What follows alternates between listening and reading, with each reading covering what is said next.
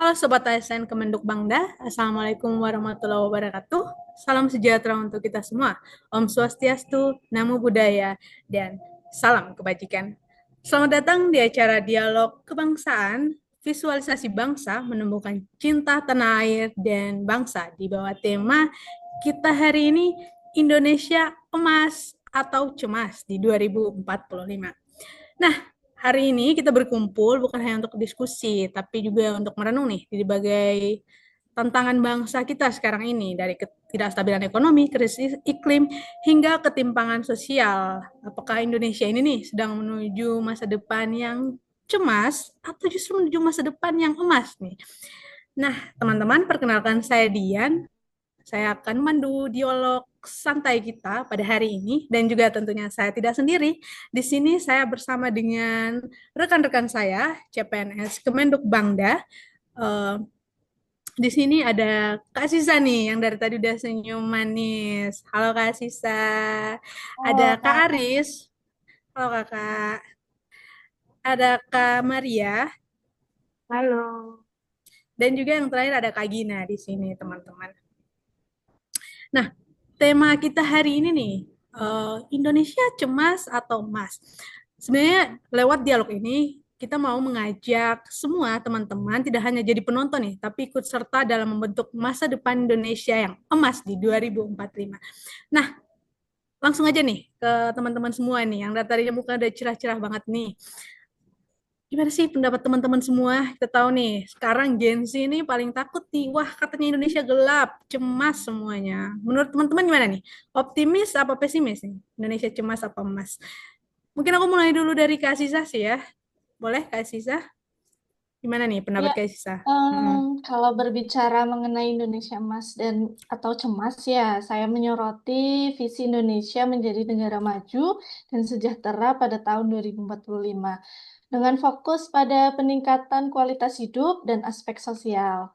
Beberapa poin utama yang meliputi pembangunan manusia berkualitas, bisa melalui pengurangan kesenjangan sosial, serta peningkatan partisipasi aktif dari masyarakat dalam pembangunan. Nah, untuk membangun masyarakat yang toleran, untuk menghargai perbedaan, dan menjunjung tinggi persatuan dan kesatuan bangsa. Itu sih. Oke, baik yang aku tangkap tadi nih Kak Azizah nih lihat dari sisi pembangunan masyarakatnya, sisi sosialnya dari masyarakat, bagaimana masyarakat mengambil peran dalam pembangunan Indonesia.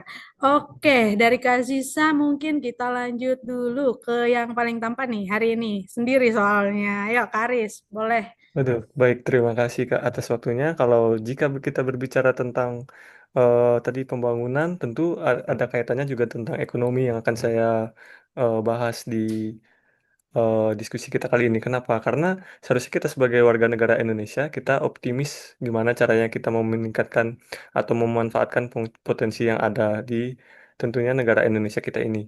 Nah, sehingga kekhawatiran-kekhawatiran yang menjadi Indonesia emas tahun 2045 itu akan terjawab. Bagaimana cara kita mensiasati atau kita mengetahui apa saja penyebab dan faktornya. Yang sekaligus contoh saja nih, kita ada bonus demografi yang tentunya kita akan manfaatkan untuk Indonesia emas tahun 2045 begitu, Kak. Terima kasih.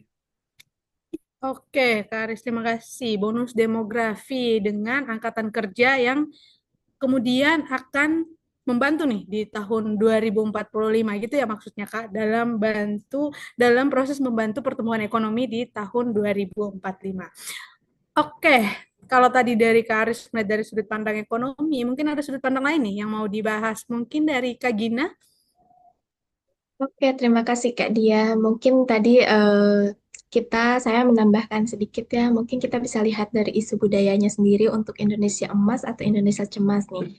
Nah, untuk Indonesia sendiri kan itu adalah negara kaya nih. Sangat beragam dari sisi budayanya dengan latar belakang suku bangsa, agama, dan adat istiadat yang berbeda. Nah, kita bisa memperkuat atau bisa menjadi modal Indonesia Emas 2045 nanti.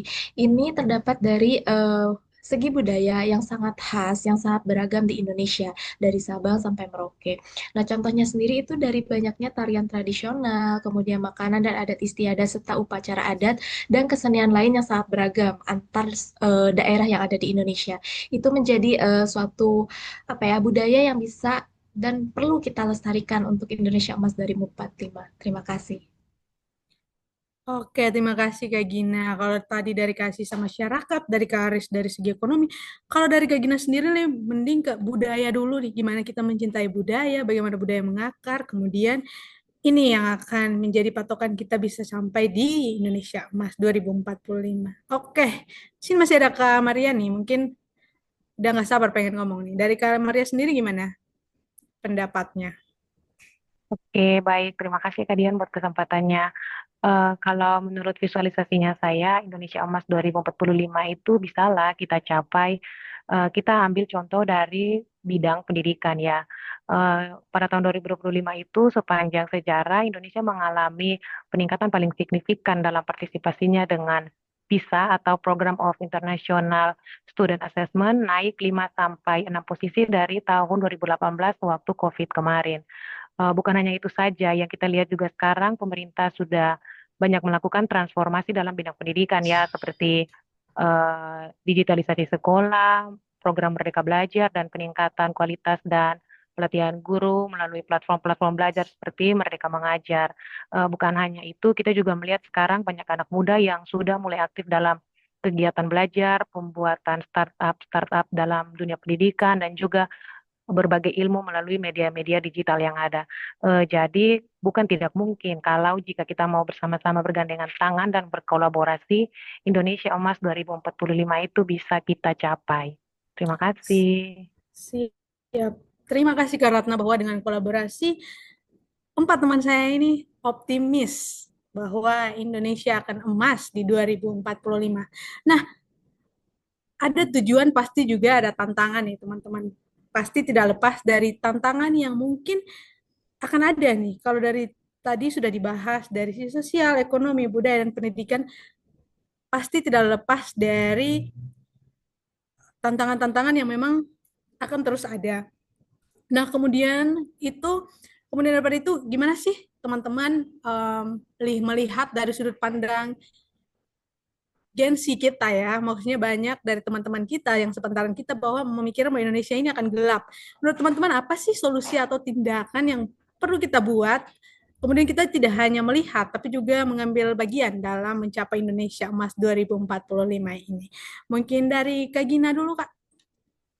Oke, terima kasih Kak Dian. Nah, mungkin dari segi sisi budaya ya yang saya lihat saat ini, untuk tantangan dari sisi budayanya ini, mungkin kita bisa lihat di kehidupan sehari-hari, di mana pada saat ini generasi sekarang pada umumnya kurang mengenal budayanya sendiri. Mereka condong mungkin terhadap globalisasi yang sekarang sedang maju-majunya gitu ya. Tapi bukan berarti mereka melupakan budayanya sendiri. Nah, oleh karena itu, solusinya sendiri menurut saya adalah dengan memperkenalkan budaya mereka. Kita mulai dari yang paling sederhana dulu gitu kepada anak-anak di lingkungan kita sendiri. Kita perkenalkan budaya mereka sendiri. Kemudian juga bisa kita lihat juga mungkin dari sisi misi budayanya, kita perkenalkan melalui festival-festival kebudayaan seperti ada di Bali namanya PKB, kemudian juga di Belanda itu biasanya ada yang namanya Tongtong Fair Festival, di mana dalam festival-festival ini pada umumnya memperkenalkan budaya-budaya yang ada di Indonesia, misalkan dari segi keseniannya, kemudian juga tarian, makanan, dan berbagai jenis kerajinan serta budaya-budaya lain yang ada di Indonesia. Nah, ini bisa menjadi apa ya misi kita atau cara kita untuk memperkenalkan budaya Indonesia di kancah dunia. Terima kasih. Siap, terima kasih. Dari langkah kecil nih, tapi tujuan besarnya adalah memperkenalkan Indonesia ke kancah dunia. Selanjutnya mungkin dari Kak Maria, ada tambahan? Oke, baik. Berbicara terkait Indonesia Emas 2045 ini juga memang bukan hal yang mudah ya. Pasti ada tantangan dan hambatan yang akan dilalui, apalagi dalam bidang pendidikan. Seperti yang kita tahu bahwa Indonesia itu kalau di urutan negara-negara di dunia itu masih ada di peringkat paling bawah dalam hal membaca dan menghitung. Bukan hanya itu, akses dan kualitas pendidikan juga masih belum merata di Indonesia. Nampak sekali ya gap antara pendidikan di kota-kota besar dan di kota-kota kecil. Tetapi kita di sini sebagai anak muda jangan melihat itu sebagai lemah dan kurangnya kita untuk berkembang. Tapi sebenarnya kita semua harus menjadi bagian dari perubahan itu sendiri. Jadi mari kita bersama-sama karena masa depan bangsa ini untuk mencapai Indonesia Emas 2045 itu ada di tangan kita anak bangsa. Terima kasih. Terima kasih Kak Ratna. Selanjutnya mungkin dari Kak Aziza. Ya, untuk tantangan yang dihadapi saat ini bisa diambil contoh dari kesadaran cinta tanah air dan bangga terhadap bangsa itu mulai terkikis seiring dengan berbagai pengaruh dari eksternal. Dari sisi sosial adalah pemahaman dan perasaan memiliki serta kecintaan terhadap negara dan bangsa Indonesia yang mulai memudar. Itu bisa kita lihat dari banyaknya perilaku melenceng dari norma yang ada di masyarakat yang makin banyak. Tindakan dan perilaku sehari-hari di masyarakat pun masih kurang mencerminkan cinta tanah air dan berbangsa dan bernegara.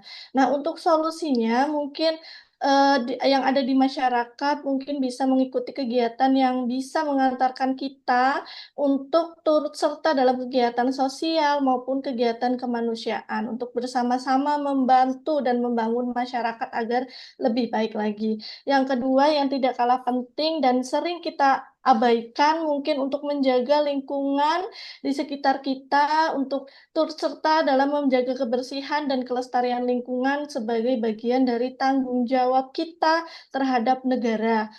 Terus juga selalu berpikir positif mengenai Indonesia dan berkontribusi secara bersama-sama di dalam berbagai bidang untuk kemajuan bangsa kita. Baik, terima kasih Kak Aziza untuk pemaparannya dengan begitu lengkap. Dan mungkin sebagai penutup nih, Kak Aris, ada yang mau ditambahkan lagi nggak? Baik, terima kasih Kak.